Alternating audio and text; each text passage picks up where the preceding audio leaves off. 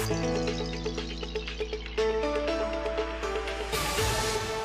we go.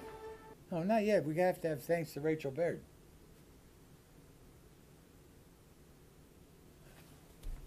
Good afternoon. Today is Saturday, July 1st, 2017.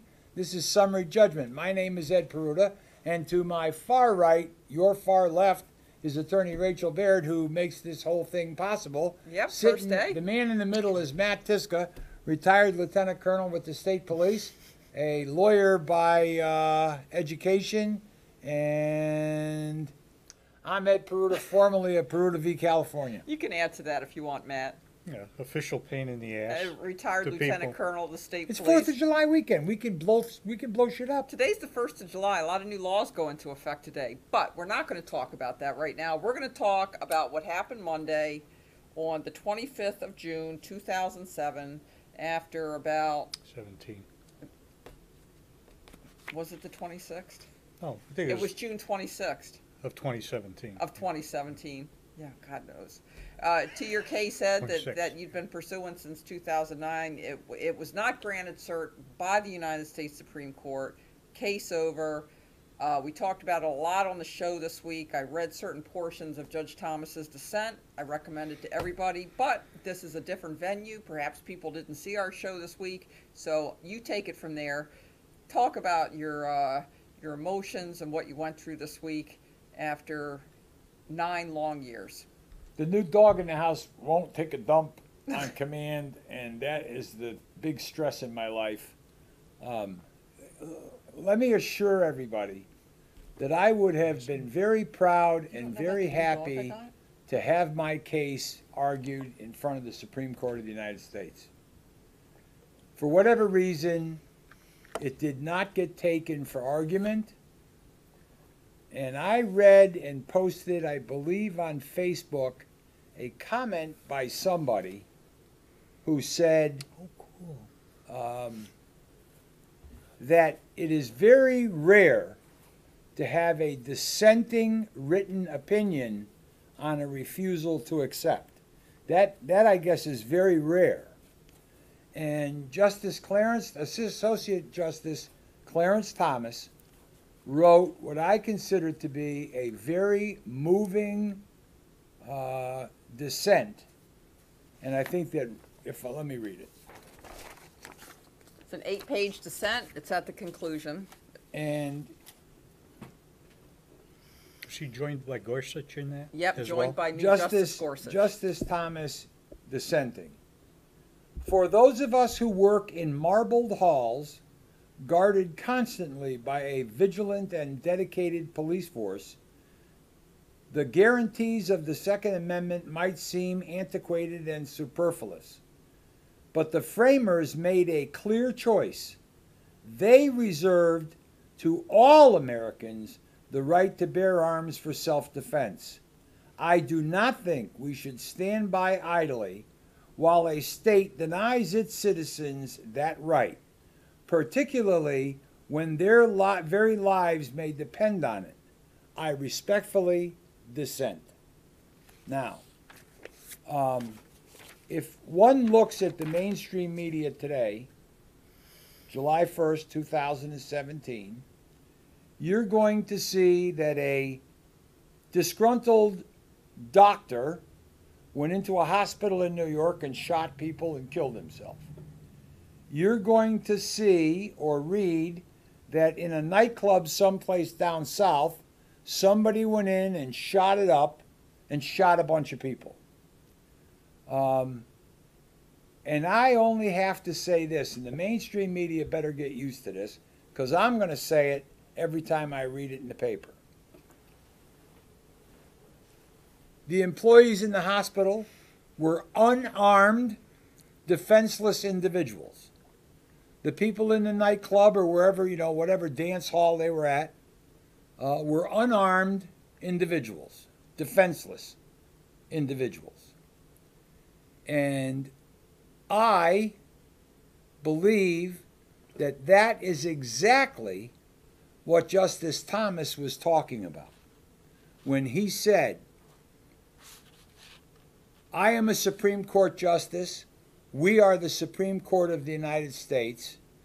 We have a beautiful building that we work in. We have a Capitol Police Force who are trained in defense of us and the building. The average American does not have that luxury. And the framers gave us, or didn't give it to us, they acknowledged Yes. our God-given universal right to self-defense, and I would say with equal or greater force than the person who's coming after me. Now, in the case of the hospital in New York, that was an automatic firearm. Now, do I expect to see people in the ER running around with firearms on their hip? No, I do not. Would I expect that there would be at least one person in the ER who is armed and doesn't have to be security?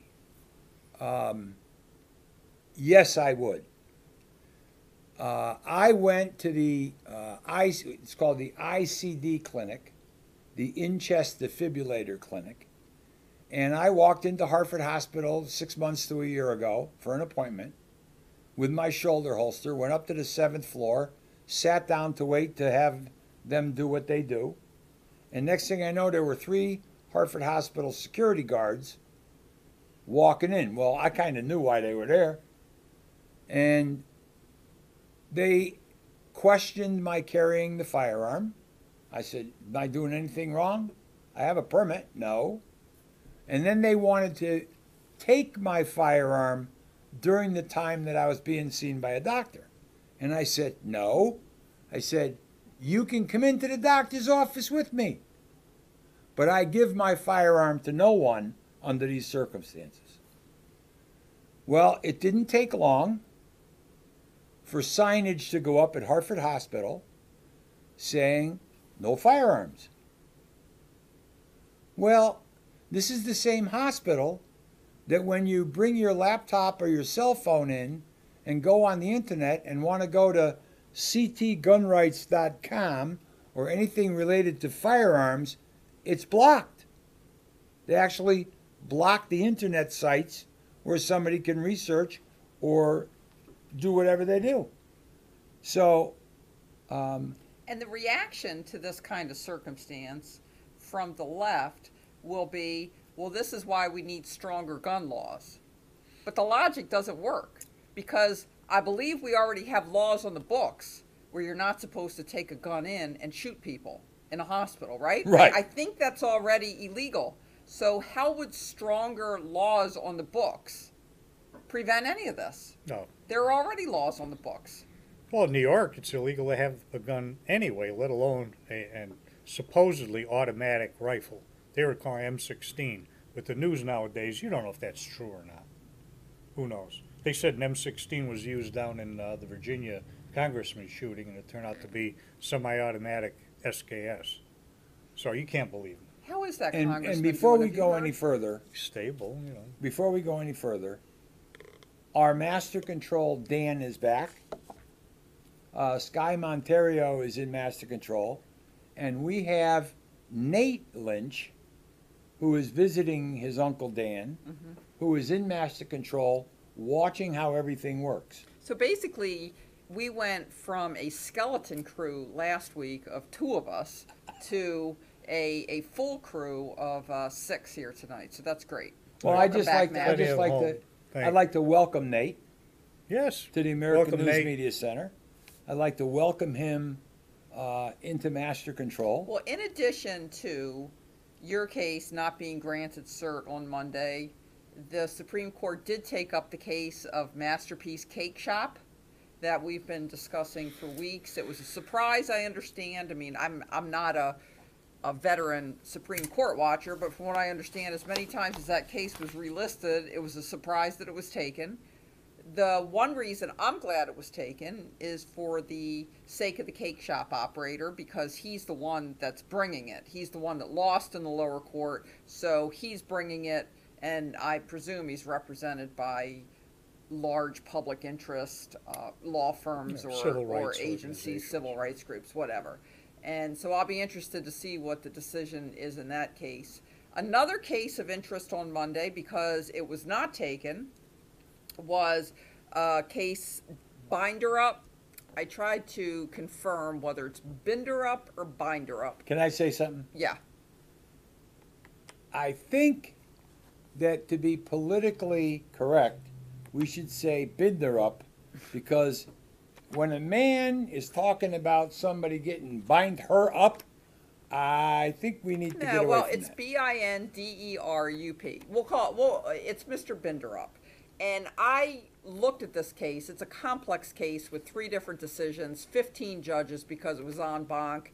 The decision, the holding, was 8-7. So by no means was it a unanimous or a decision where everybody agreed on all the issues involved in it. But later in the show, I want to go through that, and it'll take a little bit of time with the case. But it's an important case. The Third Circuit's the first circuit that's held that way, that Section 18 United States Code 922G1 that says if you have been convicted of a crime that subjects you to more than 1 year in prison, or if you've been convicted of a crime where you could have gotten more than 2 years and it's classified as a misdemeanor in state court, then you're prohibited from possessing firearms as long as those crimes are in place.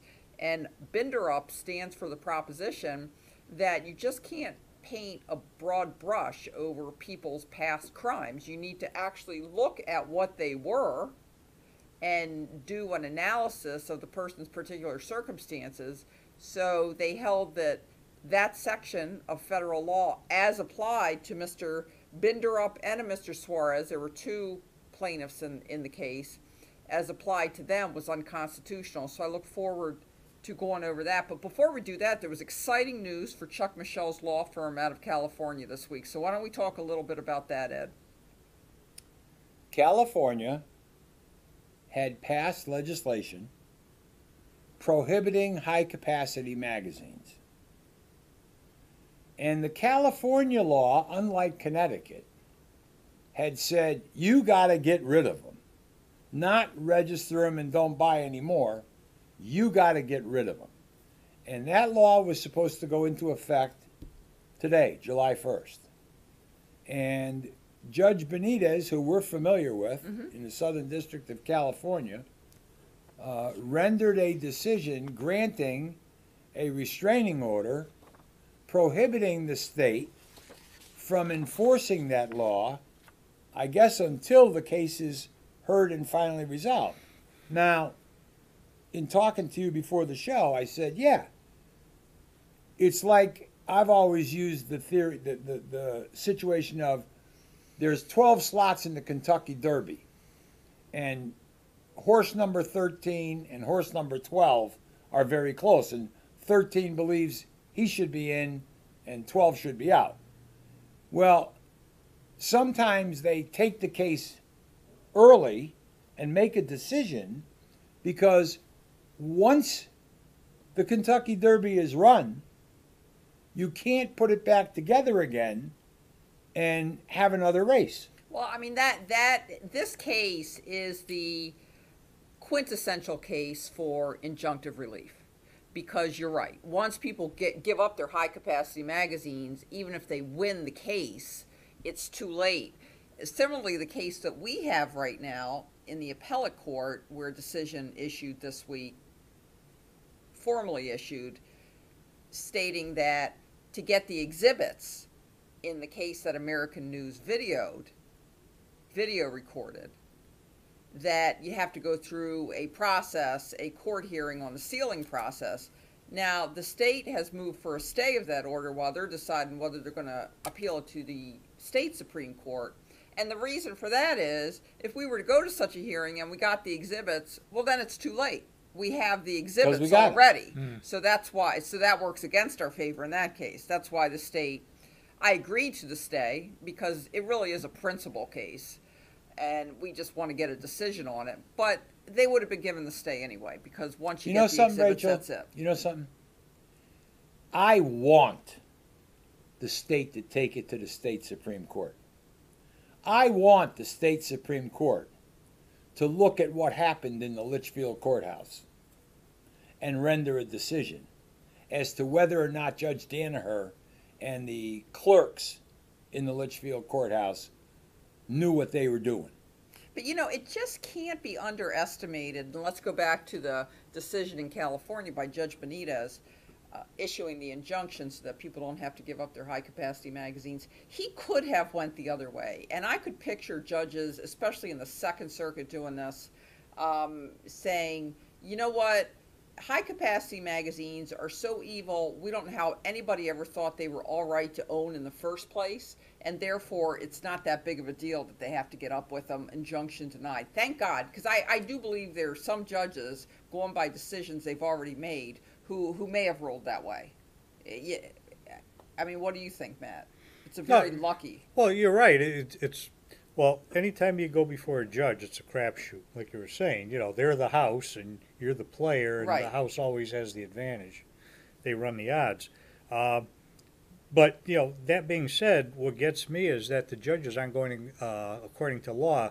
They're going according to their version of a social justice. They're politicizing an inanimate object, and they're ruling on public policy more than they are on the facts and the law, which that's not what they're there for. They interpret the law. Do we know what they consider high-capacity magazine in California? I think Is it it's 10 or more more. than 10 rounds? Yeah. Yeah, I 10 or think more. that's pretty standard. Well, New so York, far. it was 7, Well, right? Well, they Okay. tried it, Yeah. yeah. So I'm going to throw into the mix, and I have to ask Matt because he always brings everything with him. Do you have any information other than what's been on the internet regarding this illegal transfer arrest that was made in Connecticut, where an owner of a firearm placed the firearm in the home of another person, and the other person got caught with it outside the house, and they're calling it an illegal transfer, when in fact, and the way the comment went, well, they didn't get arrested for carrying without a permit. So the possibility is that the person who owned the house had a permit to carry and was carrying legally outside the house, but they're questioning ownership of the gun. Right. Now, I'm going to tell you,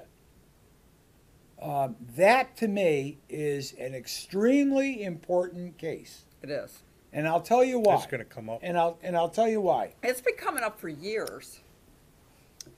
Not in arrest, though. In I believe 2010, could have been 11. The executive officer of the firearms unit was at the time Sergeant Douglas Hall, Attorney Sergeant Douglas Hall. Right. And we had a conversation about, and I took this personally, when I came home from Vietnam, I was 20 years old. And I could get married with my mother's permission, and I could rent an apartment with my mother's permission, but I can't buy a firearm to have a firearm in my home. And I'm a blooded combat veteran, but I can't have a firearm in my home. The question would be, could my uncle, who was an FFL at the time, or another relative, my father, bring a firearm to my house, put it in my house, for me to have in my house, to use in my house? Well, I would say the answer's got to be yes, as long as I'm not a prohibited person. Now, the gun does not transfer, the firearm does not transfer unless there's agreement that the ownership of the firearm is going to change from me to you. I believe, and I'll tell you where this comes in, a member of law enforcement has the ability to acquire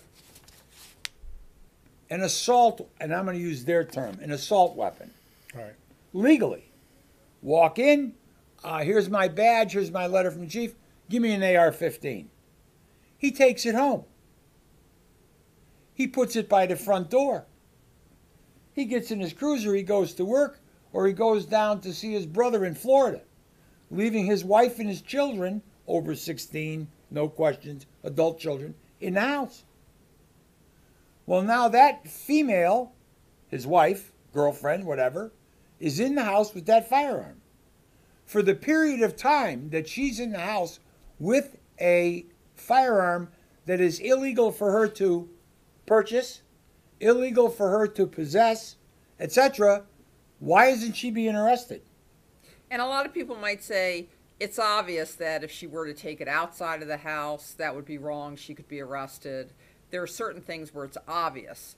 If she was in possession of the firearm, it would be illegal. But in the house, you could extend that argument and say it's illegal for her to have it in the house as well.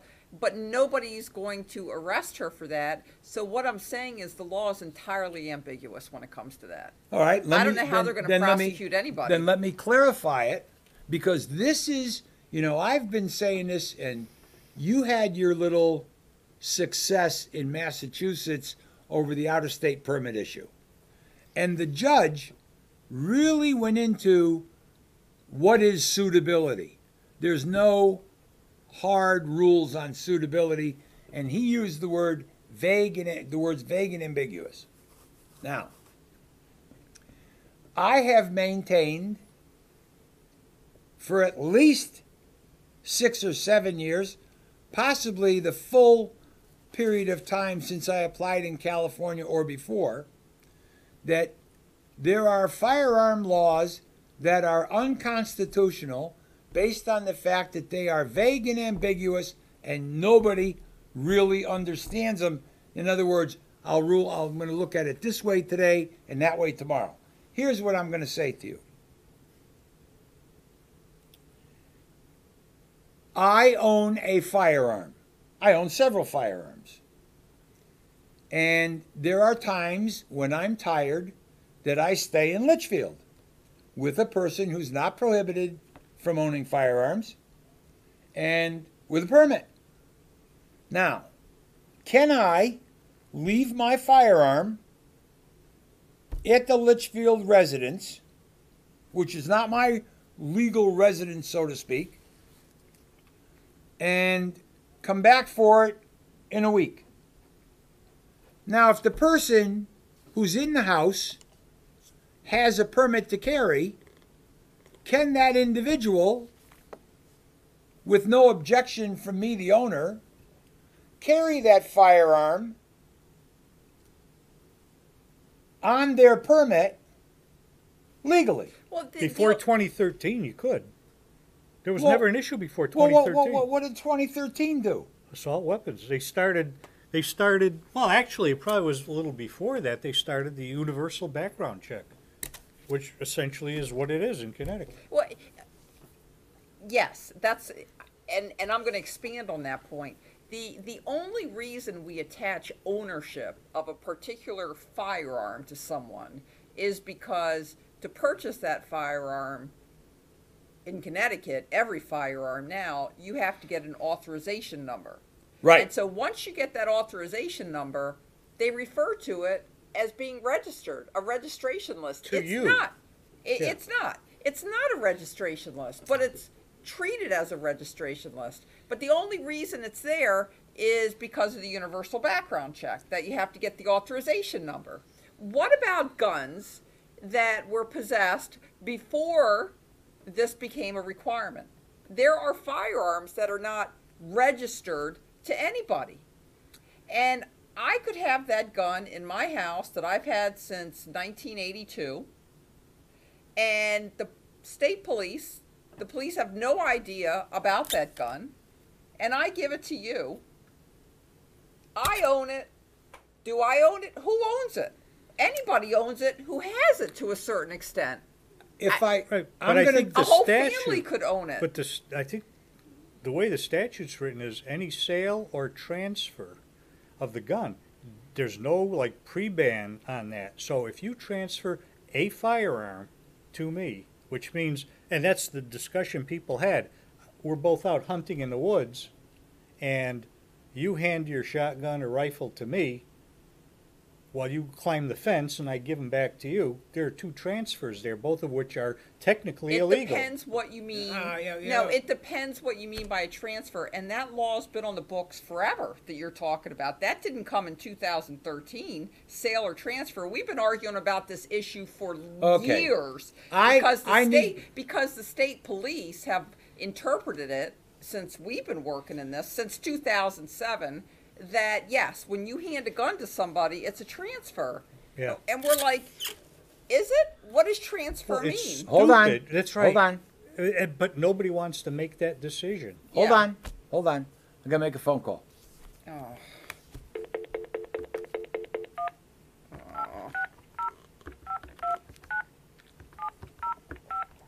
And I'm sure that if he doesn't recognize the number, he won't pick up.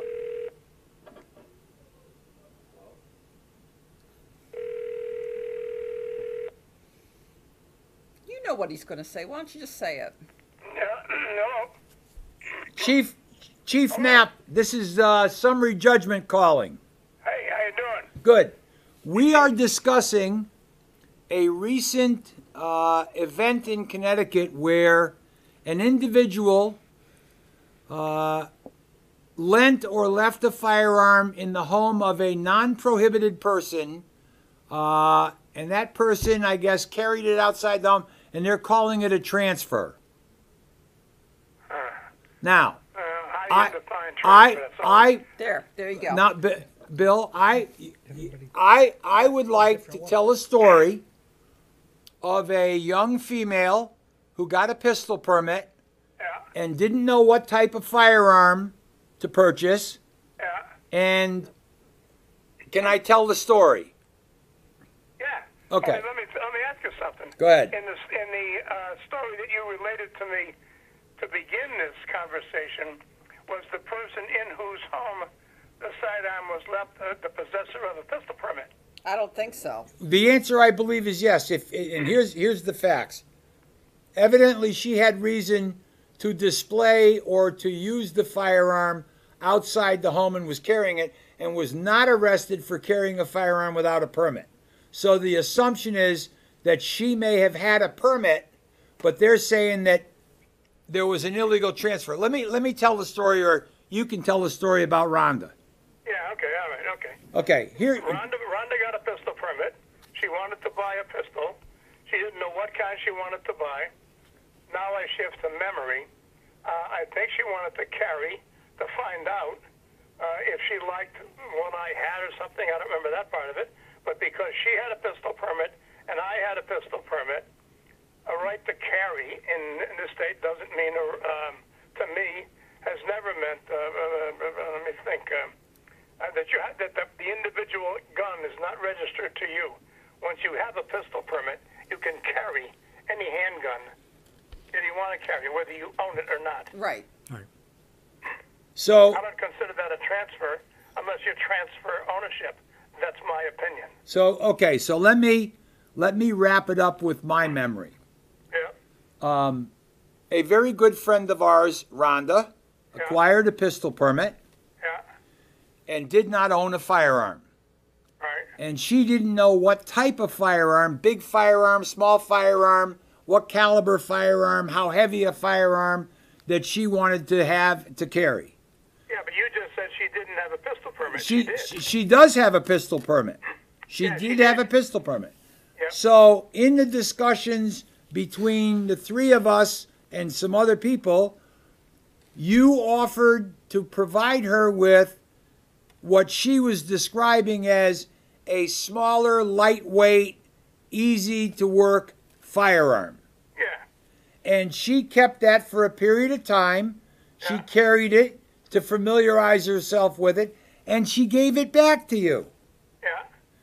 That was not... And we both wrote down the details. That's right. Me, And her pistol permit number, her my pistol permit number. right. That was not a transfer of a firearm. Right. And you're right.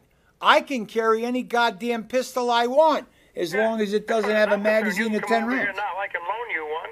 You can go out and shoot it. Right. No So, problem. I Cop didn't- stops You show them your pistol permit. You show them my handgun. No problem. I did not want to tell the story without first calling you.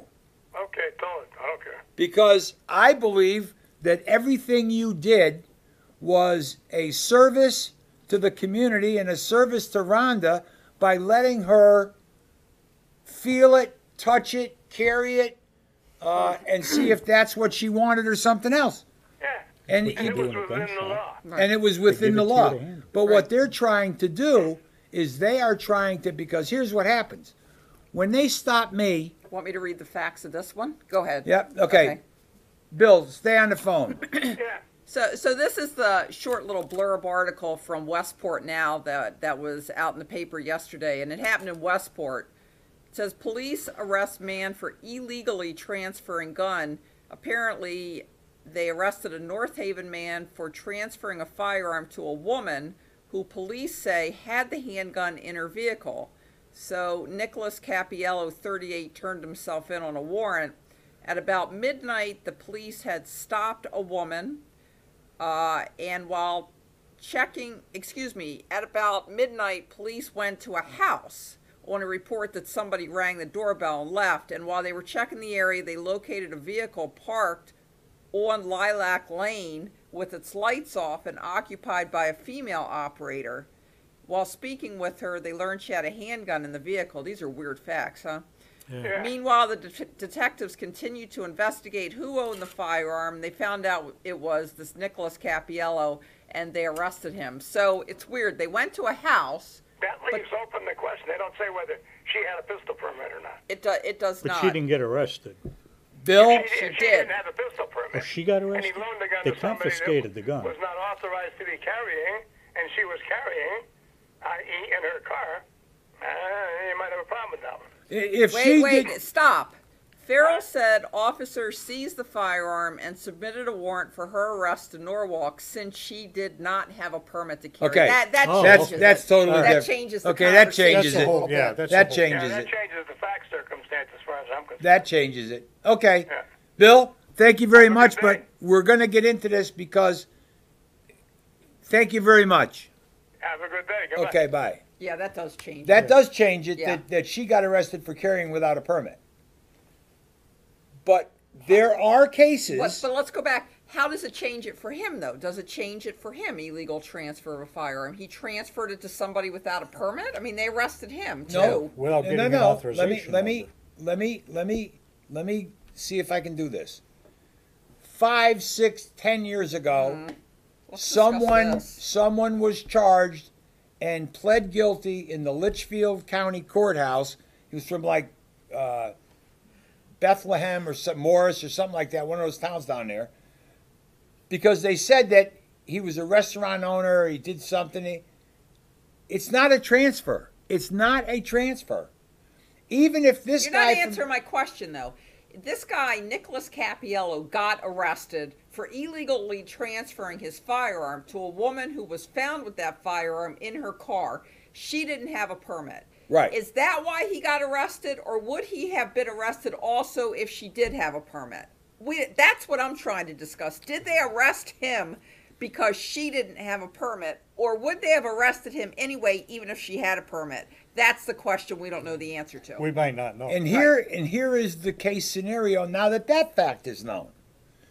Do I have the right to take one of my handguns and put it into the home of a non-prohibited person while I own it? Can my gun reside in the home of a non-prohibited person? That's the other question. When he gave her the gun, did he bring it to her house, leave it in her house, with the understanding, either verbal or not, that she was going to keep it in her house? Or did he know she was going to be taking it outside the house? And does it make a difference what he knew or didn't know? Right. Now, there is no doubt that if she gets caught with a firearm in a car without a permit, just like when they're doing the gun buybacks, you got a gun in your car, you don't have a permit, you get pinched. She should have said she was on the way to a gun buyback. That's That right. would have gotten her Yeah, out of it. yeah, right. In Hartford. Now, here's another factor that I think has to come into play here, and I'm going back to this vague and ambiguous. There is no provision in Connecticut state statutes for dual or multiple ownership of a firearm. Unless it's in a trust, I guess, but In Yeah. other words, you're married, then technically it's the trust that owns it. you're married, I'm married, and some people live with people. I'm not married. You're not married, but Put that some out there. people live with people.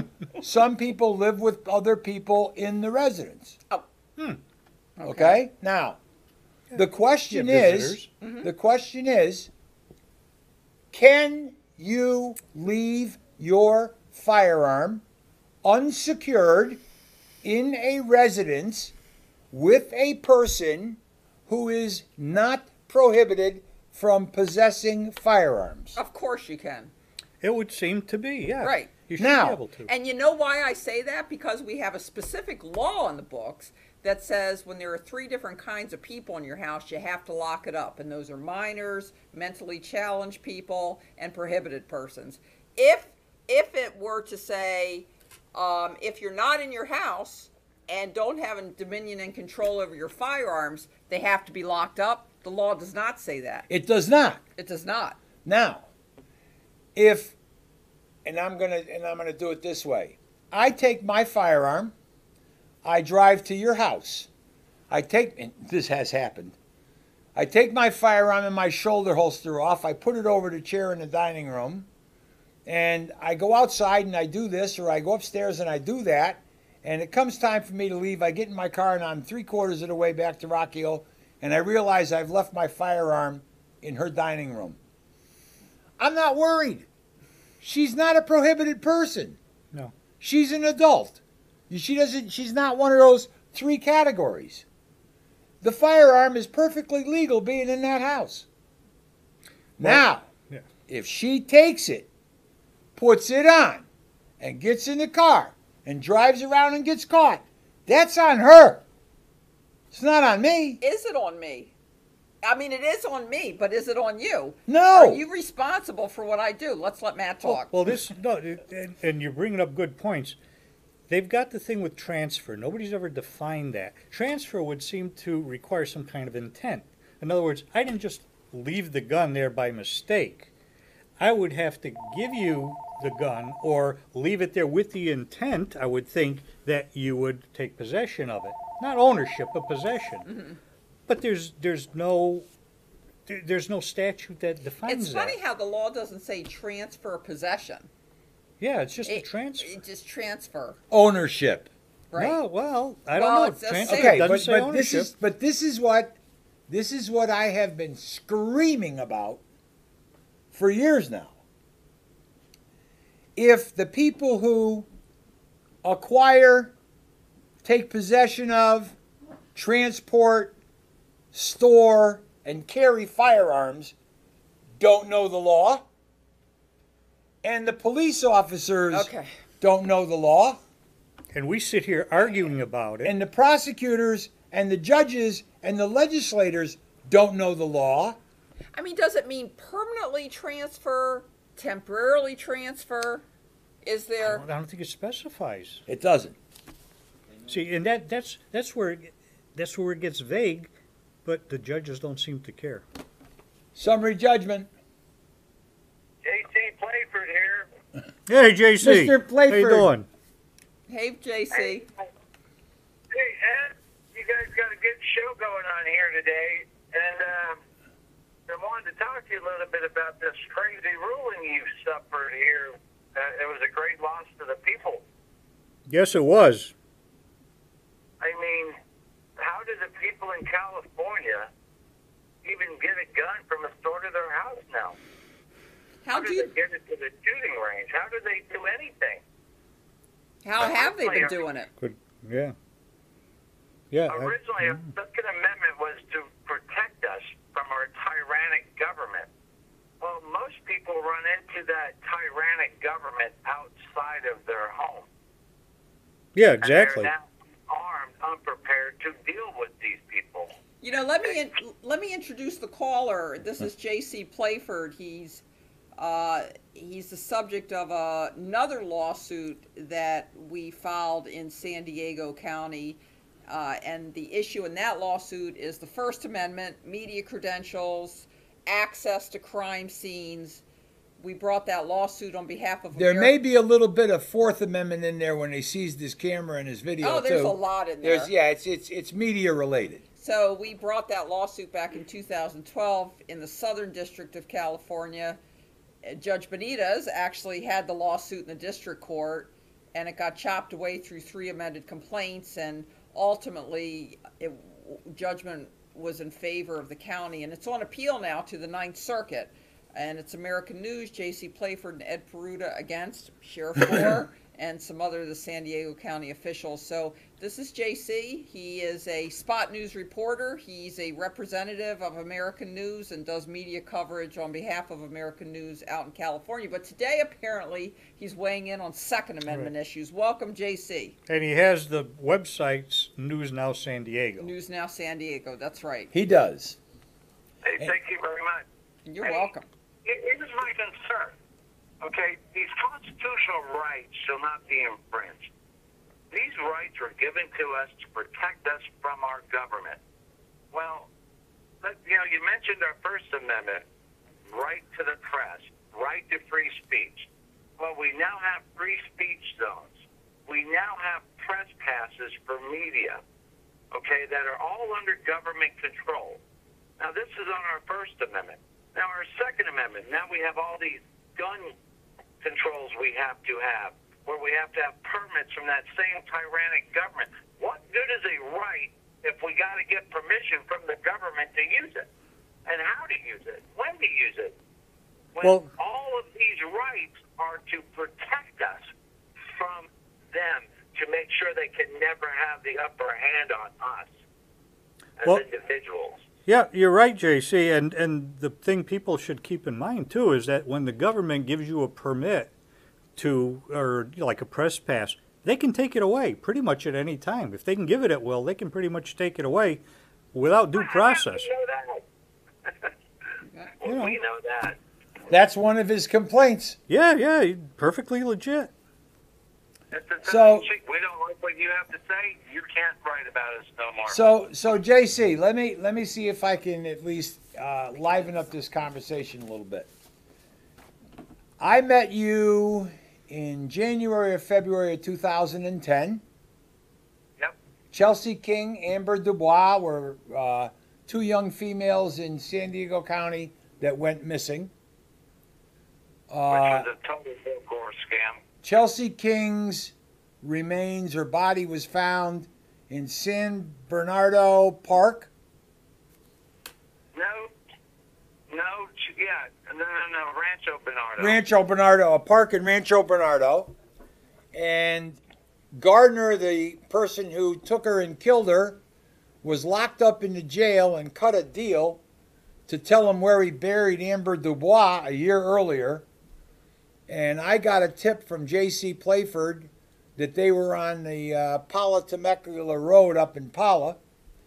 And so Kim Dvorak, who's does a segment on CW6 in San Diego now, we got into a car and we said, well, J.C. told us where to look. Let's go see if we can find them. Well, the first thing you do is you get into the center of Pala, which isn't a big town anyhow, and you walk into a convenience store at the intersection of a couple of roads. And, have you had a lot of people coming in here buying coffees, trays of coffee? Well, yeah, we have. I said, which way did they go? That way. Yep. So we go up that way and we see 2 plain unmarked white Ford Bronco style vehicles parked in a pull-off area next to a gate that goes up the mountain. And I said to Kimberly, I said, that's them. So we did a U-turn. We pulled into this parking area, and I walked up to the car, and he must have thought I was going to ask for directions. He says, yeah, can we help you? Now there's 2 uniformed deputies sitting in unmarked cars, and I said, well, what's going on? And then when they realized that we were onto what was going on up the hill, they were digging up a body, they made a phone call to Caltrans, which is the California Highway Department.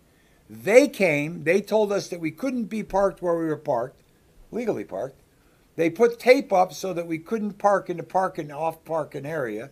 Then they started to push people a half a mile down the road south, a half a mile up the road north, and I parked on the other side of the road off onto the, and then you can't park there. They put cones up, but that was Is that the first time you met JC? JC. That's not the first time I met him, but that was the first really big incident that JC contributed to Kimberly and I breaking the story that Amber Dubois, they were digging up Amber Dubois' remains on Temecula Pala Road, and it was all because of JC. Now, JC, correct me if I'm wrong.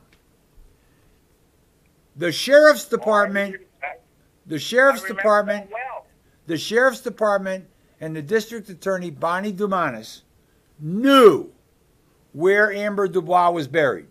They were up there with a little tent with shovels digging up her remains. What they did was they ran a scam about a body of water, a lake over, where was it? Kit Carson Park. Kit Carson Park, like 20 miles west of there. And they had this big operation where they had divers in the water looking for Amber Dubois' remains. Yep. And all of the media went 20 miles west, and there was nobody on Pala Temecula Road except American News and Kim Dvorak because of J.C. Playford. And we were the people who broke the story that Amber Dubois' remains. No, you're in the wrong place. And it was later admitted that that whole operation in the water with divers was to draw the media away from any ability to report on Amber Dubois' remains being found. Which, by the way, I'm not sure I have that big a problem with. I don't either. Because you know what? When you're in the news business, you're supposed to be smart enough. And if you're smart enough, you get the story. And if you're not, you're not. You know, so I have no problem with government doing that. I have no problem with government putting out fake news. But, well, is that... What was the fake news? That they were looking for her body. They were. Weren't they there? They were looking for her. Right. Not in the lake, though. Well, they were. They actually had divers there, what right? what I'm saying is... Now, if they would have said we have divers in the lake looking for her, and they really didn't, Well, let fake. me just go. JC, just shh, hold on a minute. And then let them talk. And then I'll let him talk. But let me just explain. It was in the fall. Earlier, I had applied for media credentials and told no. And I didn't give a shit because I had my own. But I made a decision that there was a First Amendment issue that needed to be addressed in a federal court over the media credentials. It was them pushing me out of that area on Pala Road, them closing me off the road with Caltrans, and putting the tape a half a mile up the road and a half a mile down the road. That is the night that I went like this. I got to get my ass into a federal court because you can't put a yellow tape up at the Arizona line because you got a body in Pala. Well, that's what they did with Chelsea King. Right. They closed down. There was an area of Rancho Bernardo, residential area, that was high ground that overlooked the park. And Kim Dvorak and I went to the property owner and said, do you mind if we go into your backyard to observe and record the activity that's taking place right down there? Mm-hmm. Well, we had we might as well have had one of them drones. We had a high ground. We had the camera. We were focused right on the place where they were digging up her remains. Next thing you know, law enforcement is up there talking to the property owner, telling them to get us out, and they closed down a whole neighborhood, not because it was a crime scene, but because we were in a position where we could observe what was going on. Well, you know, Well, let's let JC talk, but don't lose that thought because the next area I want. It gets better than that. The next area I want. Yeah. Let me write it down. Go ahead, JC. When it gets into Chelsea King, okay, within a half hour of Chelsea King missing, they had a crime scene roped off, and they knew where her body was. They just hadn't found it yet. Okay? I knew of Chelsea King from inadvertent ways. I had met her the week before she died. Okay? And I was getting pretty good information about what was going on with her. Okay? And when they came down to Chelsea King, when they found her underwear and they found her clothes, that was their crime scene. And they roped it off. And then they took all of Rancho Bernardo to promote Bill Gore for sheriff. Rancho Bernardo is not Bill Gore's turf. Rancho Bernardo belongs to SDPD, which, by the way, we have the video from the December attack on the girl that beat up John Gardner and busted him in the nose. We have the video where SDPD, I have this video, where SDPD helicopter is flying around telling everybody they're looking for a robbery suspect, not a sexual assault suspect. I have that video. You didn't even know I had that video. I have that video. Well, okay. When it came down to the actual crime scene, they did everything with Chelsea King to get Bill Gore elected. Chelsea King was nothing more than a promotional stunt by Sheriff Bill Gore. They knew Chelsea King's body was naked because they had all her clothes. Okay? They knew she was buried in there because they saw what went on there. Okay? When you make a ditch, you know there's a fucking ditch there. You know what I mean? And I had divers. And FYI, some of our news people are divers for the Sheriff's Department who can't speak about the Sheriff's Department's diving issue. Now, is that a conflict of interest for news or what? well, JC, let me add some more information for the people on the other side of the camera. When I met you, I believe you had or you owned a JVC prosumer camera. Now, a prosumer camera is not the one that the public buys at Best Buy and not the one that the media buys from Sony. There's cameras in the middle that people like us can afford and we buy. JC, you had a JVC camera? I got that camera. Right. And it's a Sony, I think. It's a big Sony. Well, at the time I met you, the Sheriff's Department had your cameras Yes, they did. and refused to give it back to them.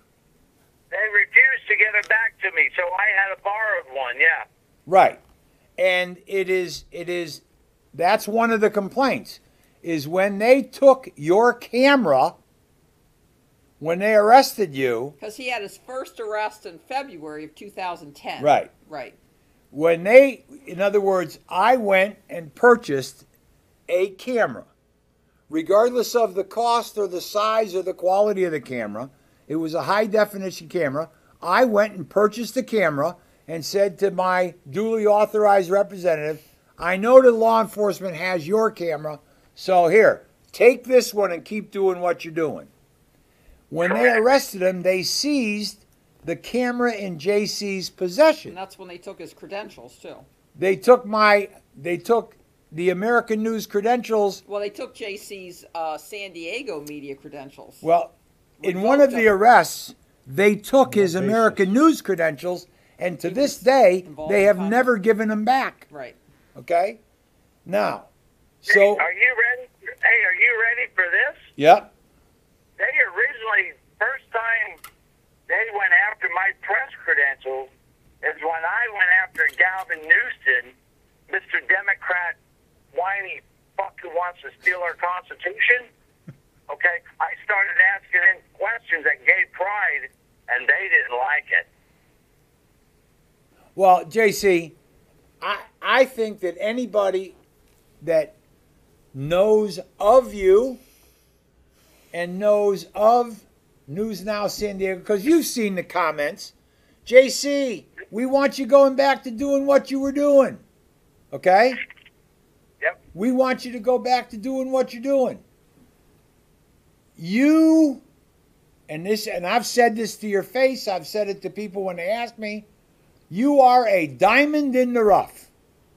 You are not an eloquent speaker who communicates politically correct when you're at a scene.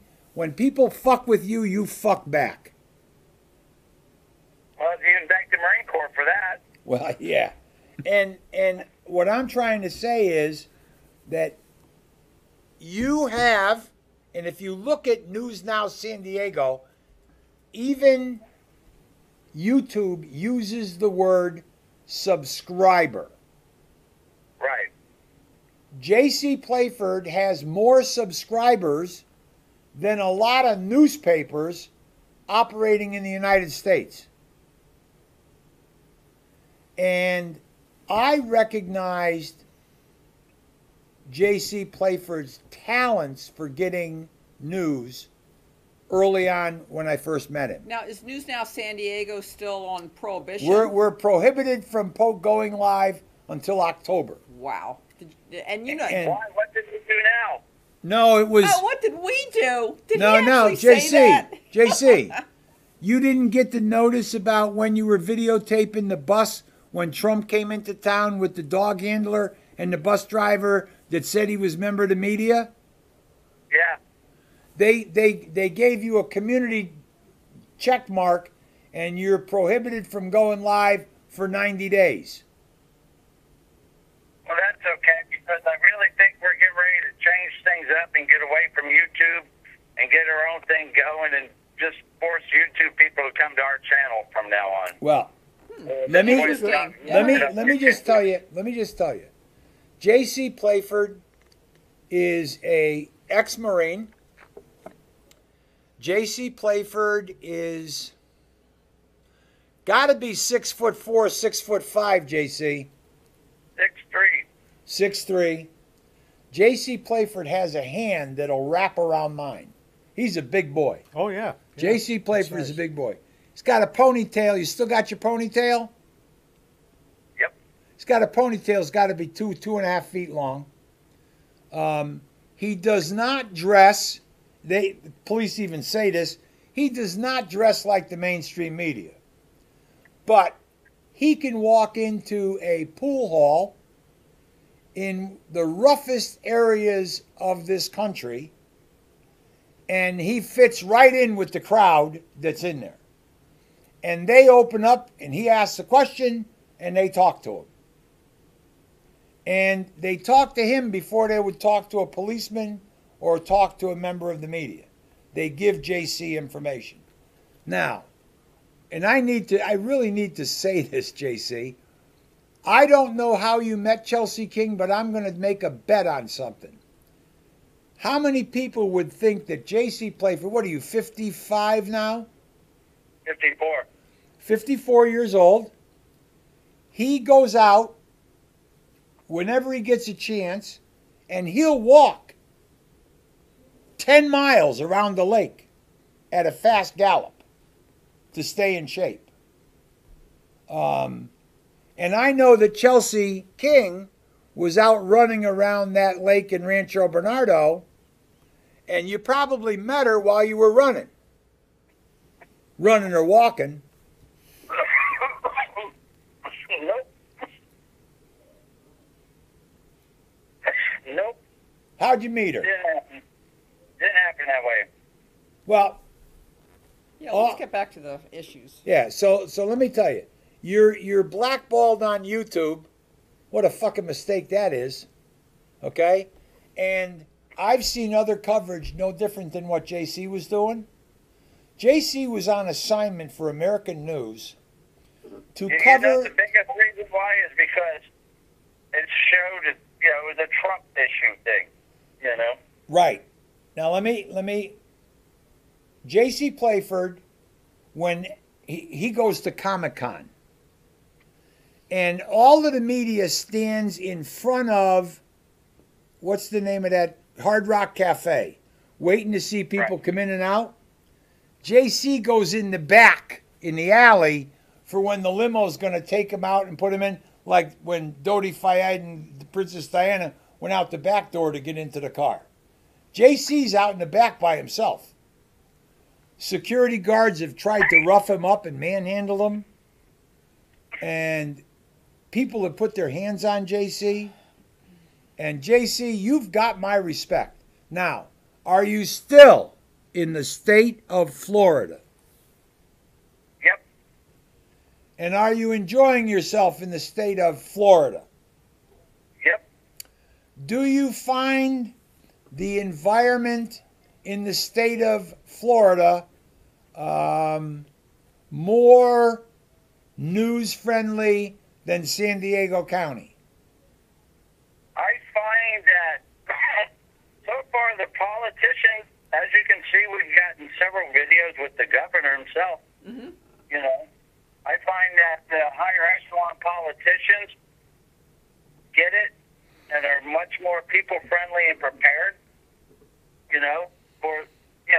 They're polished people. They're polished at their job. They're ready. When politicians let you come at them and ask them questions, that means they're ready for anything. Okay, now I need to ask you another couple questions, and then I'm gonna let you talk, and I'm sure that Rachel wants to say something. Okay, now, JC. Hold on. As far as these cops go, okay, as far as when I have my camera in my hands, most of them have been smart enough to just leave me alone. But the more they see me, the more they start getting more brazen and more cocky. I was at a SWAT standoff a couple days ago, and I was in a fine area, and I was standing in that area so I wouldn't report where their guys were. I mean, if I went to another location, I had a dead shot on their guys on the roof and guys in backyards. And I didn't want to do that to them because I was doing this live. So I picked a location, and they approached me 4 different times, trying to intimidate me and threaten me, just literally walking a block out of their way to try to get my camera out of there. Well, that was going to be the types of questions I was going to ask you. Do you find, in other words, have you been arrested in Florida? Oh, no, but they've threatened me several times. Well, yeah, but everybody gets threatened. Yeah. But I want to know, you're right, JC, if you start getting the right kind of video that really the public has the right to see, you will become a target of law enforcement. Well, I got a feeling they know I'm here. Yeah, they know Well, it's you. only when you begin to have an effect and to create some controversy where you become a target. Let me ask you this. We got a couple of law enforcement guys sitting right there, right? Sitting on that panel right now? Well, Oh, yeah, I'm here. Well, one, yeah. Well, One. Ed, Yeah, Ed's former. Let me say you're a sergeant, okay? Or a lieutenant, okay? And you're handling that crew of 5 people that night, okay? And that's all that's on duty in that small town, okay? 5 cops are supposed to report to duty. One of them calls up and goes, "Hey, my dad died, and I'm a mess, man. I'm an emotional mess. I don't think I should be working tonight." So the supervisor goes, "Hey, okay, I'd rather you be concerned about your dad than being out of here, and take care of yourself. So take the night off. We'll manage without you, If we need something, we'll find somebody to fill it, So they fire the supervisor. really? Now, for this incident, now, Now, he just won a $250,000 quiet out the door settlement. He never even had to bring it into court. He challenged it because he was old enough to retire, and they ended up having to cash him in. But here's the thing. They wanted to put a mentally unstable man on the street with a gun. If you're in law enforcement and you just had a serious hardship in your family, should you be on the street with a gun? Well, I got to tell you, there's probably more to that story, because it's hard to believe that there wasn't a collective bargaining agreement that would have allowed for that. And so it sounds like that's a reason that was given, but there's probably so much more background to it. Yeah, they could have wanted him gone, use that as an excuse. Too. Yeah. Yeah, that was the reason given. Yeah. Well, And then it changed to a lot. Exactly. But in the end, right. It just settled out for $250,000 and a bunch of other things. And that's what this local sheriff's department right here. And the people don't even know they just spent $250,000 on this. So you're working on a new venture that's going to take you out of YouTube and continue what you've been doing, and we look forward to seeing what that's going to be all about. Please stay in touch. Okay. In the meantime, please keep fighting. And Benavides, that was off the charts. I couldn't believe it. I just can't help but wonder if he's got these magazines. Yeah, right. Might be a personal interest there. Take care, JC. You got anything else, Ed? no, JC, you take care of yourself. Say hello to whoever's sitting next to you right now. Nobody. Oh, Jesus, you get in trouble like that. Talk to you later, JC. Bye. Thanks for calling, JC. Bye-bye. You know, one thing that I thought of when you were talking about how you were on the top of that cliff with Kim Dvorak looking over the park, Rancho Bernardo. Rancho Bernardo. Yeah, and it was like a drone almost. And I'm thinking back to Park Street in Hartford on September 12th, 2014, where you were on the ground and they kept expanding the tape and telling you to move back, and they only became interested in moving people back, if you look at the video, when they saw your camera, because certainly there were other civilians there just watching. And one of the reasons they used during depositions was, oh, crime scene integrity. What if the camera catches something and we like to keep it secret because it helps solve the crime, all this kind of stuff. And I'm thinking that was on a busy street in Hartford, Park Street. And although it was at nighttime, I say busy because there are a lot of residents there, 2-3 stories, Hanging out the windows. In Baltimore, we call them row houses. I don't know what they call them here, but just, a city block with the residential. Anybody can be in those windows, leaning out, videotaping everything from 2 or 3 stories up, catching everything. Did the police do anything to make sure that didn't happen? Well, the answer is a resounding no.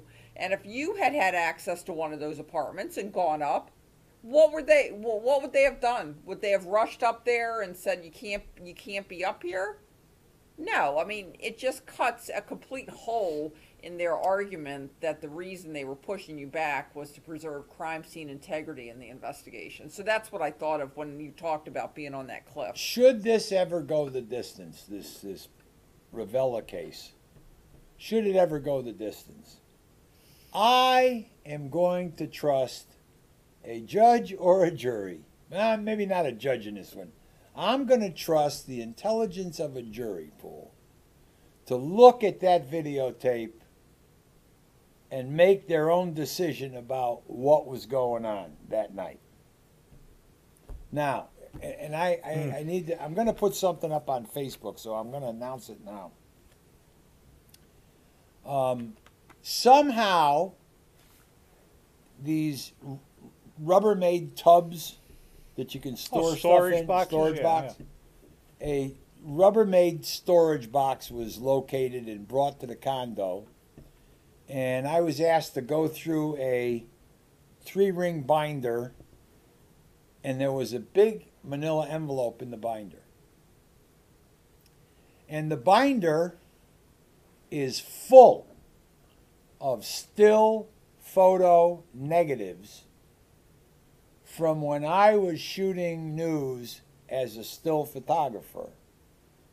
And in the envelope is probably 20 or more 8.5 by 11 black and white photographs of an accident in Cromwell, Connecticut on I-91 southbound, where a tractor-trailer truck smashed into the back end of a parked tractor-trailer truck, and the driver of the truck was taken out, and his 10 or 12-year-old son is dead in the wreckage. And you can see him laying in there, he's, whatever. But I started to laugh because that was the first incident that I ever videotaped. I had never even run a video camera. But somebody had an old Panasonic. You had the deck with down here, and you had the camera head by wire up here. It was by all VHS? standards. Yeah, VHS. By all standards, it's an antique today. But it was the first accident that I had ever videotaped, going to the guys there going, I wonder if the TV stations would buy this if it was on videotape. So I videotaped the accident, and I called WTNH in New Haven, and a young male working the desk that morning said, well, yes, bring it in. And that young male on the desk is Keith Kuntz, who's the minority anchor on Channel 8 right now. Keith Kuntz was working the desk that morning. I remember when Kevin Hogan from Channel 3 worked the desk. So just... Well, what year was it? I mean, you have to put it in context. 1984 or 1985. Okay. That's early. And it was like I said, it was the first time I had ever picked up a camera, video camera, and shot a scene. So, and when you look at the photographs, you can see the state troopers walking around. They had no concern. There was no pushing, no arguing, nothing. Matter of fact, I've got a picture of a guy named Mike Cheeseborough when he was skinny, and young, with a camera around it. He's got a still camera on it. But it was memory lane to beat the band, to be, and that, yeah, you'll know some of the names of the troopers. Oh, I probably would. I want to get back to the issue we were talking about when JC called in, and it's this whole transfer issue. Because when you transfer something to somebody, you've transferred it. And they may choose not to transfer it back. Use the FFL scenario as that's a transfer. Yeah. So let's say I have a car. And I let somebody use it. Of course, the car is in my name. You don't But the relinquish gun's ownership. in somebody's name as well. Right. So I have a car, I let you drive it somewhere, and then you say to me, well, you transferred it to me. I'm not giving it back. Well, that's kind of conversion or something. Yeah, It well, would be. well, then how about a gun? You give a gun to somebody But you don't give them the title to it, necessarily, on the car? or the gun. Right. If I give it to you and say, here, you can keep it in your house for a couple days. I'll be back. I'm going on vacation. I'll be back and I'll pick it up. I don't give you title to it, right? But have you transferred it to me? Yeah, I would Well, say what if so. I say I don't want to transfer it back to you? Well, I would say there's something like conversion going on there because it's not yours. You're keeping But it for but yourself. according to the police, you have Yeah. transferred it, so it is mine. You've transferred it to me, so it is mine. So and then you could prosecute somebody because then you'd say, well, there was no authorization number that was given, so I it's think not that's yours. what they're probably using that argument. But how about a car? But it's not illegal to possess a car. And there's no law saying But that it's you not can't illegal transfer. for me to possess a gun either.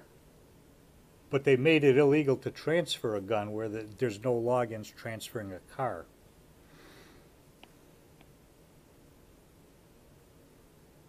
People borrow cars all the time. So you believe that transferring includes just handing it to somebody? Well, Because that yeah, is but that's what I'm saying. That's what gets me is that there's no intent involved. If you go to a gun shop and you say, geez, I'm interested in buying a handgun, and you go to the counter and you say, geez, let me feel that, they will give you the gun to handle. I guess technically somebody would argue that that's a transfer, but they're not transferring title, ownership. They're not letting you walk out of the store, even if you have a permit, but they're letting you handle the gun. Because this question came up about shooting ranges. You go to you're at a range, there's 3 or 4 people. The guy says, hey, let me try that rifle or something. People were saying, is this a transfer? you got to have some definition to transfer. Yeah. Because I agree with Ed. If I own a gun and there's somebody else in the household, they're a non-prohibited person, they're not a child, they're not mentally challenged, they're not a felon or anything like that, and I leave my gun in the house and I'm not there, then that's a transfer. Technically so. Technically right? it is. Yeah. Whoa. Technically, according to people who make up their own rules. Right. They want to push the envelope. Well, I'm just saying that you can't enforce this law because if you take it to its extreme definition, if you want to define it this way, that a transfer is just handing a gun to somebody, then let's take all the circumstances that would fall under that, including, and I know you've been talking about this from the beginning, when a law enforcement officer leaves his assault weapon at his house, Unsecured. his wife is in possession of an assault weapon without a certificate of possession. Right. Yep. That's where that takes us, right there. And it's there is absurd. Right. And there is no provision in Connecticut law where multiple people can own a firearm. Absolutely not. In other words, I'm going to buy what I would refer to as a house gun.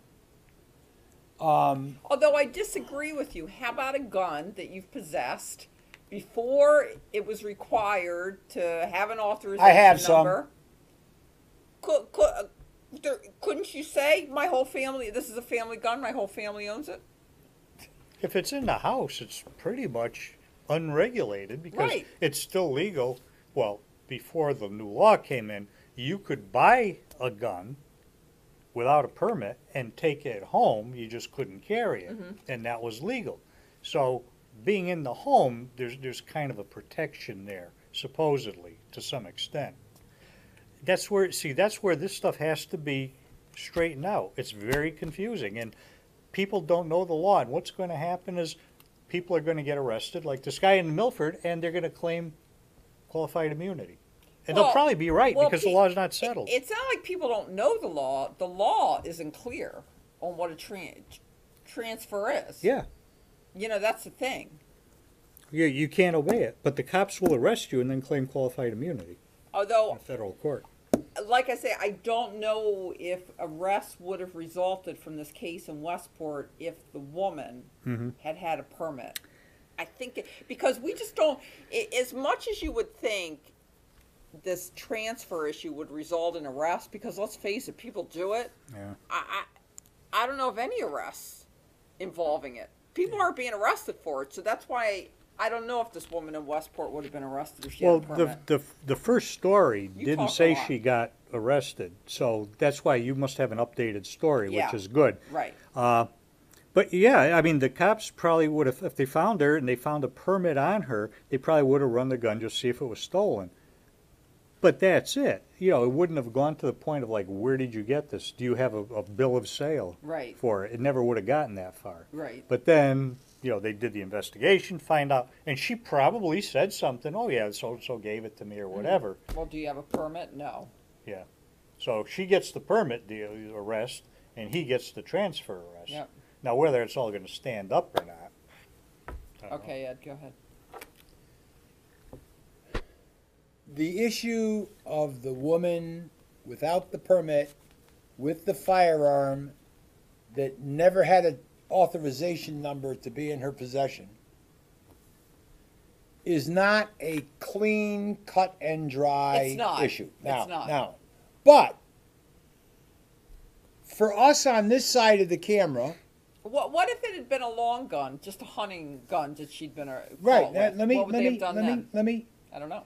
On the other side of this wall, there's a law firm, and I work with the attorney that's in that law firm, and we often have clients or prospective clients that come in and present scenarios.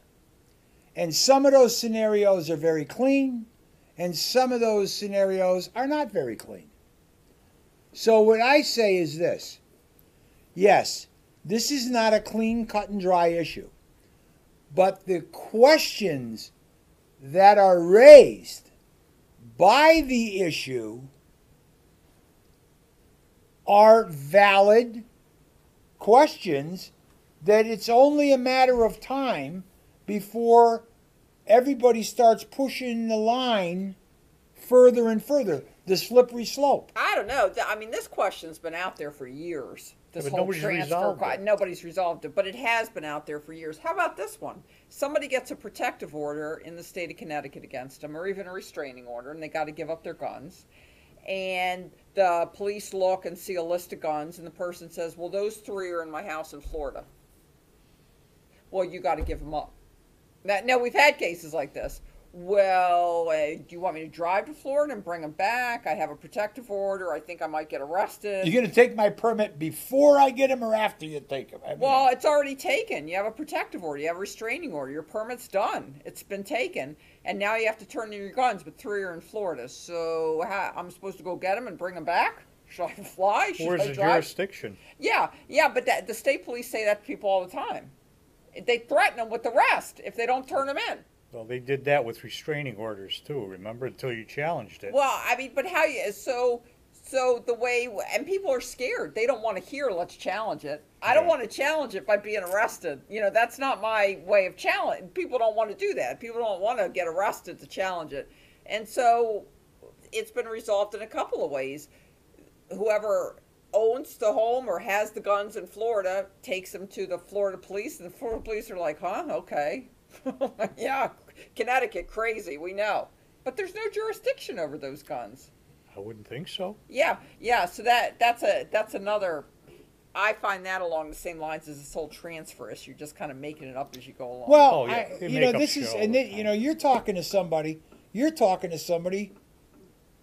who owns a house in Florida.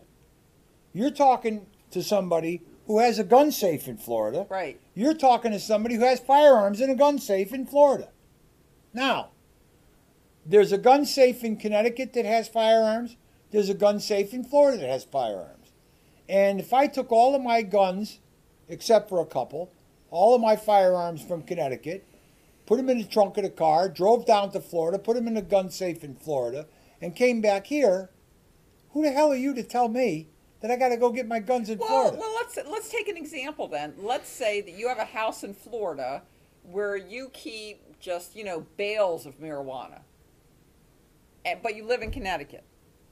Can the police come in Connecticut and arrest you for having bales of marijuana in your Florida house? No. What's going to be their evidence in court? Right. don't No, have they any. can't. No, that's what I'm saying. How do they get away with, making you relinquish anything out of state? Because out of their people are jurisdiction? scared and they don't want to be the test case. Now I And do. understand. Now that. hold on a minute. Yeah. Now hold on a minute. I do understand.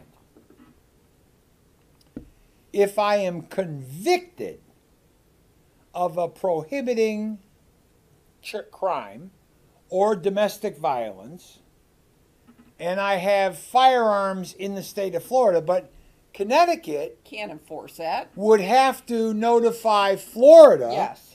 that I have told them that I have the firearms in a gun safe in Florida, and then Florida would have to acquire jurisdiction somehow to search or to seize. But see, then we come upon this issue of what's the difference between possession and ownership. So let's go back to the protective order. You got the guns in Florida. You're in Connecticut, and let's say Connecticut calls Florida and says Peruta has a protective order. He's not supposed to have guns, and he has guns in his house in Florida. Well, you're not in possession of them. You're in Connecticut, but you still own them. See, the law doesn't say you can't own them. It says you can't possess them. But then if you go to that appellate court case in Connecticut, it says if you possess them, then you have dominion and control over them. But if they're in Florida and you're in Connecticut and you are going to abide by the protective order and not possess any firearms, what's the problem with you still owning them and them being in Florida? Well, is there an interstate compact or something on restraining or protective orders? Well, it's against federal law to possess firearms if you're subject to a restraining or protective order. But you don't possess them if they're down in your house out of the jurisdiction, I would think, right? And then if you do go to Florida and you do possess them, well, then you're under the protective order and Florida can arrest you. Connecticut can't because you're in Florida. Right. That's what I'm saying. I don't know where, well, like you say, Connecticut's just making it up, just like they made up giving up your weapons immediately under the restraining order under the old statute until you challenged them and they have to change it. Right. Until the law, they got it changed. But, yeah, they're just making it up. Well, Ed's taking a break, so let's take this opportunity to discuss Binder Up. Oh, that one, yeah. Okay. A can of worms. So on Monday, the United States Supreme Court decided not to take cert in Binder Up, and it was actually the United States that wanted cert because they do not like the Third Circuit decision in this case. And the Third Circuit is New Jersey, Delaware, Pennsylvania, and the Virgin Islands. Nice, huh? There's a good gun case, so Billis versus the U.S. Out of the Virgin Islands. Mm-hmm. That was very favorable on stop and frisk and reasonable suspicion. Oh, okay. And did that make it up to the Third Circuit, or that was the Supreme District Court? Oh, okay. Made it all the way to Supreme Court. I got to look that one up. Thanks. It's a good one. Okay.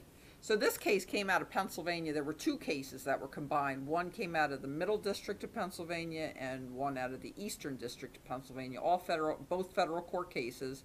And Daniel Binderup is a gentleman who, in 1996, he had consensual sex with a 17-year-old female employee, and he was convicted of corruption of a minor. Has not had any convictions since on that. He did not receive any jail time on that. The charge carried up to 5 years imprisonment, but he got probation and a $300 fine. 5 years imprisonment, one would think that's a felony, but in Pennsylvania they define it as a misdemeanor. Who knew? The other gentleman involved in the case is Julio Suarez. 1990, he was stopped in Maryland for suspicion of DWI. He was carrying a pistol without a permit. That charge carried 30 days to 3 years.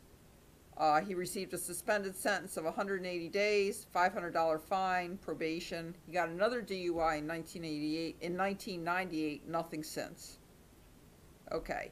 Now, in 2009, the Pennsylvania state courts removed any state prohibition on them possessing firearms. I guess they have a procedure down there. And they weren't pardoned. Their records were not expunged, but Pennsylvania removed state prohibitions.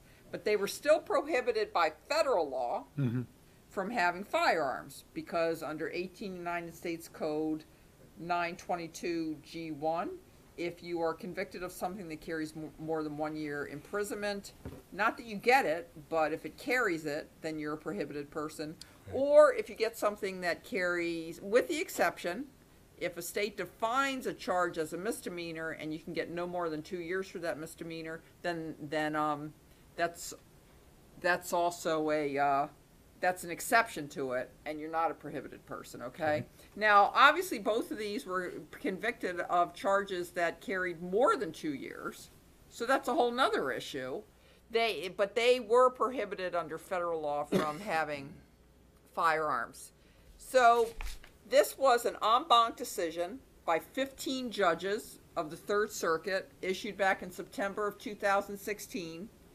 It was a case where the split was 8-7, and basically what the 8-7 judgment held is that, as applied, the federal law is unconstitutional as applied to Mr. Binderup and as applied to Mr. Suarez, because the purposes for which people are prohibited under 922G from having firearms does not apply in their cases, not promote public safety, and has no relationship to the promotion of public safety, to deny these two individuals their Second Amendment rights. I think this case is huge. It's the first case in any of the circuits to hold in this manner.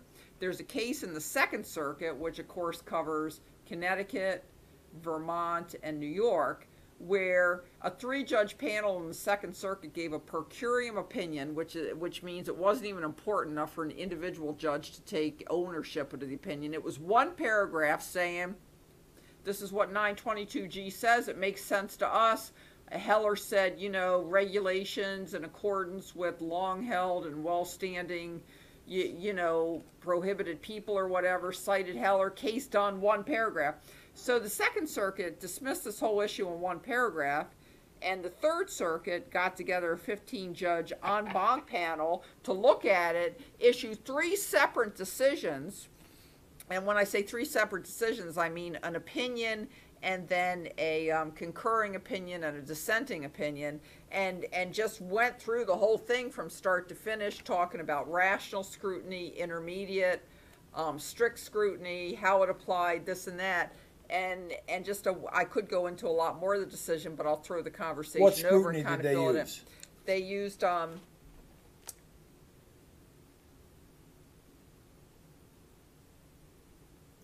let me look at it, but I believe they didn't use any because they said you didn't need to in this case. Okay. Because they were looking as applied, but I'll get the answer to that. Can I say something now that I've sat back down after my break? Yep. Okay.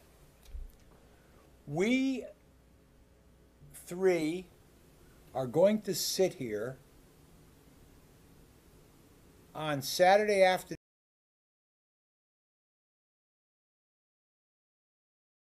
to talk about firearm cases, firearm laws, First Amendment cases, First Amendment law, and Matt, you're going to keep coming up with qualified immunity.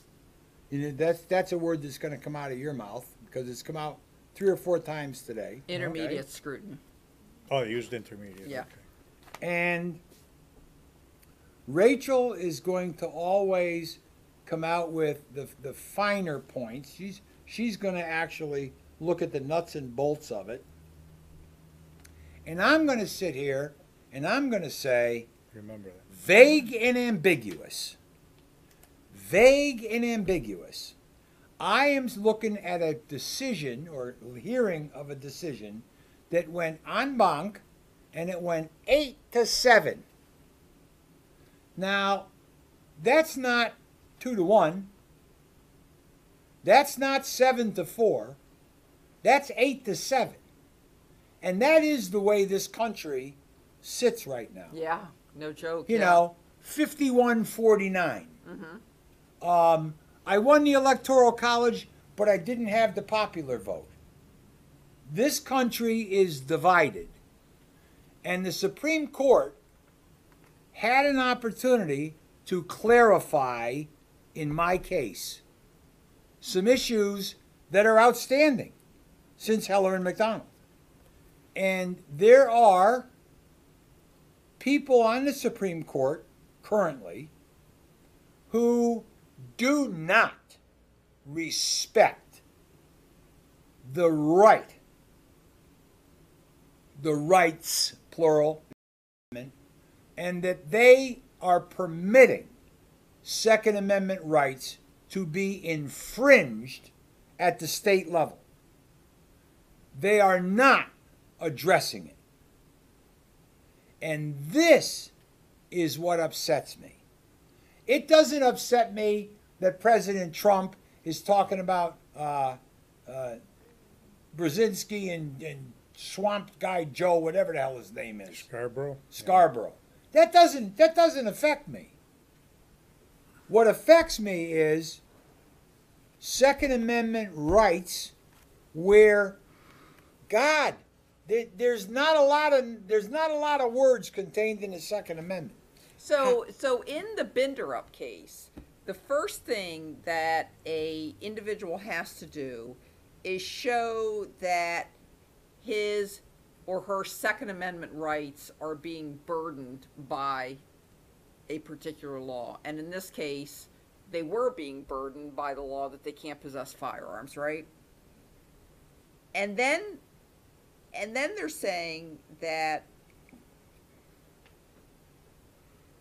there has to be a consideration of whether the crimes were serious. And if a person can make the necessary showing that their Second Amendment rights are being burdened, then the government has to prove that the law survives intermediate scrutiny. In other words, it supports a public policy. So if you think about the burden that this decision, especially if it goes nationwide, could present on courts, every time an individual is prohibited under 922G1 from possessing firearms, and they want to say, but I'm not the kind of dangerous person that this was intended for, and preventing me from having firearms burdens my Second Amendment rights and has no impact on public safety, you're going to ask a court to make that individual as applied analysis to this person. That, talk about opening the floodgates.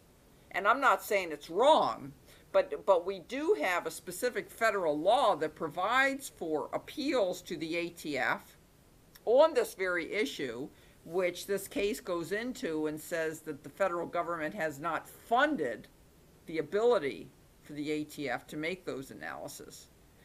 I mean, really what we're talking about is a national board of firearms permit examiners to look at individuals and whether their firearms rights should be restored, because keeping them from having firearms doesn't serve public safety and it infringes on their Second Amendment rights.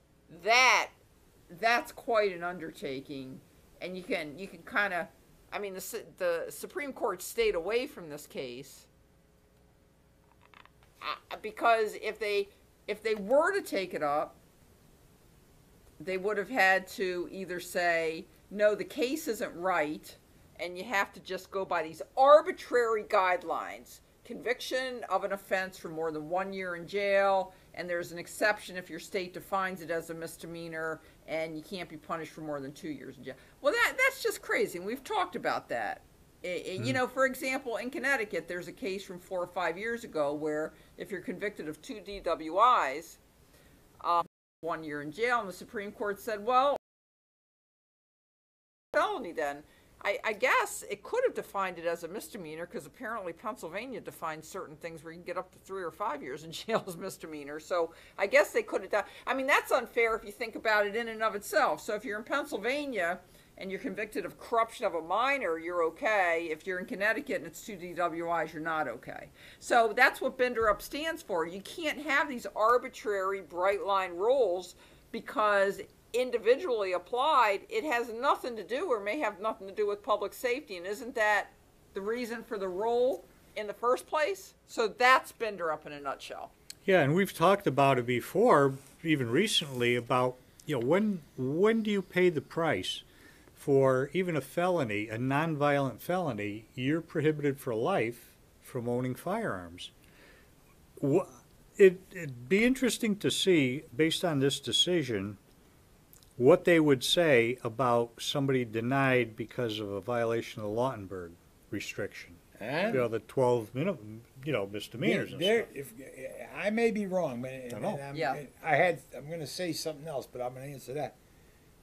There was a case where no matter how mild a situation, how Yeah. minimal a Was that situation, Henderson? this domestic violence was DV, simply yeah. arguing with each other or Yep. something, that if you got convicted of it and it was domestic, that you're prohibited. Yeah, Yes, yeah, that was exactly. a terrible case. And that makes me think, I don't know when that case issued. I don't know what the split in the United States. It wasn't that long ago, no, which is 3, 4, scary. 5 years ago. Which is scary. So it makes you think if Binderup would have gone up, things may have not went well. I'm glad it didn't go up. Or the Supreme Court that they made a mistake. Okay, here's what I'm trying to say. No, I hear you. Here's what I'm trying to say. We see cases coming out of California. What state did this? It went to Pennsylvania, but what state was it? Pennsylvania? Pennsylvania. Yeah, well, the Both. one guy got conviction in Pennsylvania, the other guy in Maryland, but it's Pennsylvania because Pennsylvania absolved both of them from any firearms prohibitions under state law. Okay, so we phone see died. cases coming out of. I think it was Henderson, though. The one you're talking we about. see cases coming out of Connecticut. We see cases coming out of New York, Vermont, not Vermont, these states. Here's my question. How many issues are put into he's got 4 photographs Yep. that are queued up for you before we go home today. Yeah. Oh, okay. We talk about, and we will continue to talk about cases originating from certain states, whether it's Illinois, California, New York, New Jersey, Pennsylvania.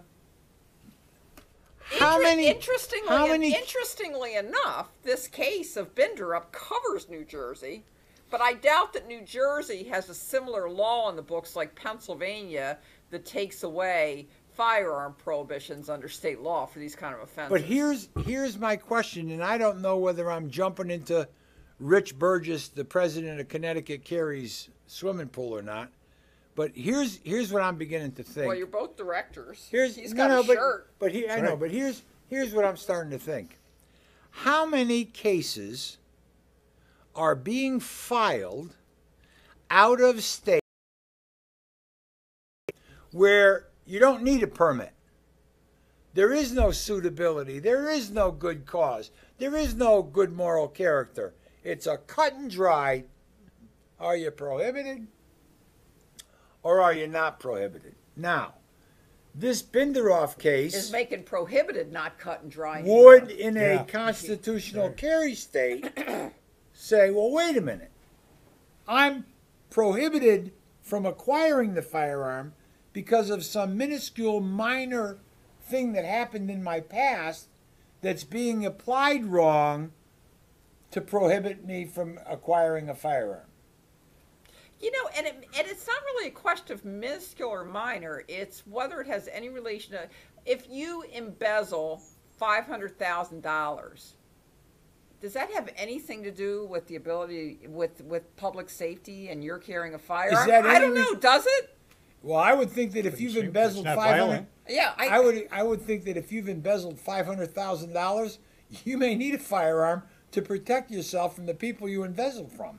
But what I'm saying is, this all comes down to, I listen to all these cases, but a lot of these cases are not coming out of states where there's constitutional carry, because there's very little vague and ambiguous aspects to acquire, possessing, transporting, and carrying firearms. Okay, let's go away from this because I got an article about Malloy over there, and I just want to go into the let's.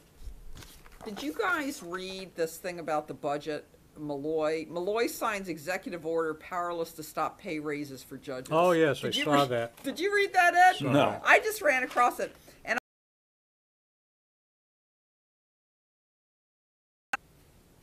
One of the first things that happens at midnight, and I guess that happened at midnight last night, is that the state's 178 judges who make between 167 and 185,000 a year all get a 3% pay raise.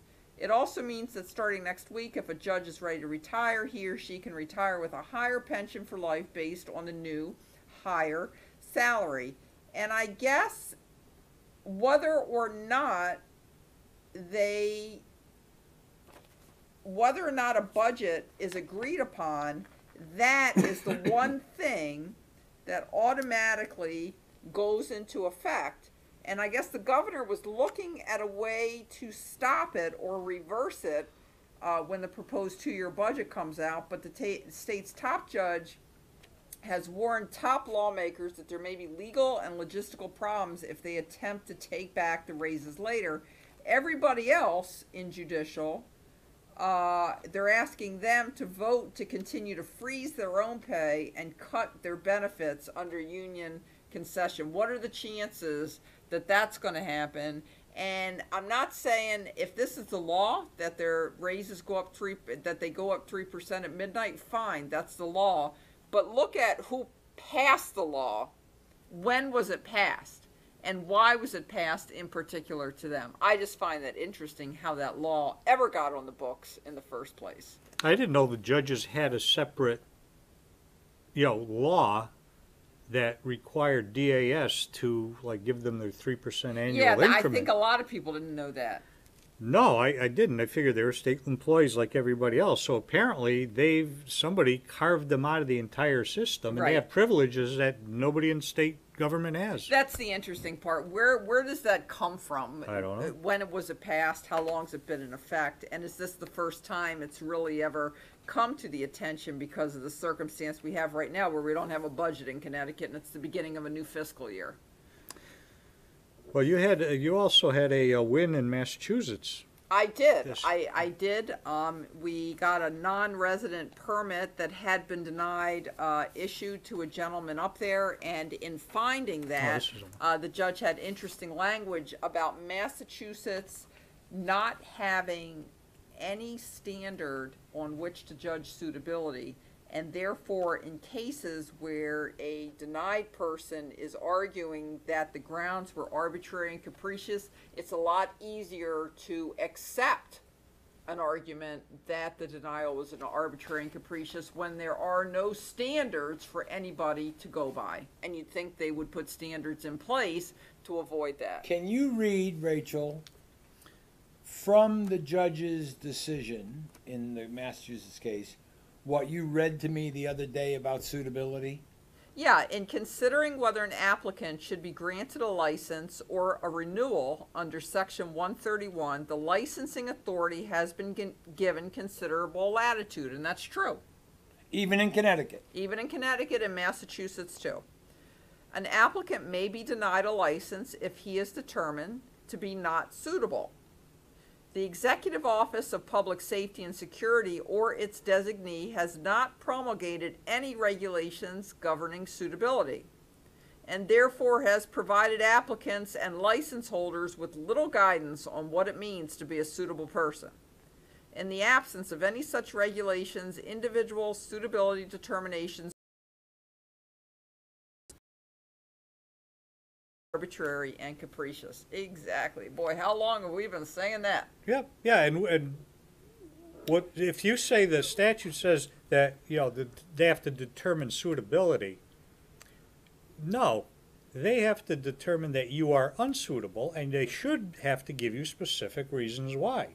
Not just say it's like you arrest somebody for breach of the peace, and you go to court, and the prosecutor says, "Well, he committed a breach of the peace." Right. Well, Jesus, you got to say something like, "What did he do that constitutes a breach of the peace?" Breach of peace is conclusory, and this is what is suitable. The chief says you're unsuitable, and not giving any reasons. It's like, I found it interesting in reading Binder Up, where the U.S. government argued against finding that Binder Up and Suarez had their rights violated by the federal law that prohibited them from having firearms. And they tried to say, well, there's recidivism, people that commit these crimes to go out and do this. And the judge said, who wrote the opinion and Bender up, you can't speculate like that. You have no evidence of that. You just can't, and up in Massachusetts, the licensing authority was saying things like, well, he didn't have the proper deference and respect to us over the phone. So we take that to mean that he doesn't respect our laws. And if he's out with a gun in a confrontation or in a road rage incident, he's going to basically go nuts. Where do you take not being properly deferential to a government employee in the application process to he's going to go out and use a gun? It's same theory. Yeah, you just can't, where it comes to guns, take anything a person does and say, see, he shouldn't have a gun. Well, see, that's what we've said for years here, is that when it comes to guns, all the normal rules are out the window. They make up their own special rules. You have not been here, and I asked you to bring proof that you've been up to constructive activities in not showing up for our summary judgment show, and you brought that proof, right? We're going to put some Right, pictures it's like a doctor's note when you're absent from school. So you've got some Wait. Well, that's the field day mascot. Oh, That's so Indy. Cute. I love her. That's a field day mascot. This is at the radio thing, the ham radio? Yeah, the American Radio Relay League, once a year, the last weekend, full weekend in June, they have field day, they call it. And what it is, it's an exercise for amateur radio operators to go out there and use other than regular power, house power. So in other words, when the grid goes down, you go off the grid. Yeah, either a hand crank generator, battery, we used a battery, and you go out there. Some people use tents, some people just, like we used a garage because we had nowhere else, but it was absent, it's totally divorced from any Where were you? house power, Bristol. Okay. And so, you set up your own antennas on the fly, you hook everything up, you have your own power source, and you communicate with as many other hams around the country. And it's like a contest, but there's no prizes or anything. So that's what we did. That's Garrett Mellon. He's there operating. And, what it shows is that if the grid goes down, this is totally not dependent on the grid. You can have communications going around the country, and you can do it with existing equipment. It's not expensive. Basic antennas and feed lines, and just basic. You could even pull your car up somewhere and hook the radio to the car battery, and you can operate there. You get messages in and out, disaster reports, whatever. So it happens. That's Kevin Mellon up on the tower. He's stringing a. So you carry this antenna around in the trunk of your car, Matt? Yeah. It's that one there. Yeah, you can disassemble it and keep. No, what we were doing was from that existing tower, we were running an end-fed 80-meter long wire antenna down. We hooked one end to that, and then we ran another one to a tree. Is it just a wire? Just a wire. What if you didn't have that? What if it really was a circumstance where... Tree to tree. Yep, go tree to tree. Well, as a matter of fact, we use what they call an NVIS, or near vertical incidence antenna. It was, a dipole wire antenna, but it was only like 10, 12 feet off the ground. And those are good for... The military uses them, like if you're in a valley or a place where your horizon is obstructed, the radio waves will go at more vertical angle, bounce.